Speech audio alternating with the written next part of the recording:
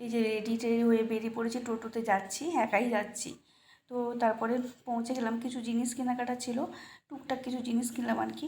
এই ছেলের খাতা, ছবি আঁকার খাতা মানে ড্রয়িং খাতা, অঙ্ক খাতা, বাংলা খাতা, আর কতগুলো পেন কিনেছিলাম। আর গোপালের জামা আসন কিনেছি, সেটা তোমাদের সাথে শেয়ার করতে পারলাম না, সেটা আমি আগে থেকেই মানে ঠাকুর করে রেখে দিয়েছি। তারপরে নিরামিষ চপ কিনে নিয়ে গেছিলাম দোকান থেকে। তো চপ দিয়ে মুড়ি খেলাম, পেঁয়াজ আর শসা কেটে মুড়ি খেয়ে চা করলাম। চাটা খাওয়ার পরে তোমাদেরকে বলি, এই একটা জিনিস আমি কিনে নিয়ে গেছি। তো এই জিনিসটা কী বলো তো, তোমরা যদি কেউ জেনে থাকো অবশ্যই কিন্তু কমেন্ট করে জানাবে যে এটা কী কাজে ব্যবহার করা হয়। তো সেইটা জানতে হলে তো বড় ব্লগ আজকে দেখতে হবে। তো ঠিক আছে, তোমরা যদি কেউ জানো যে এটা কী, তাহলে কিন্তু সেটা অবশ্যই কমেন্ট করে জানাবে, ঠিক আছে?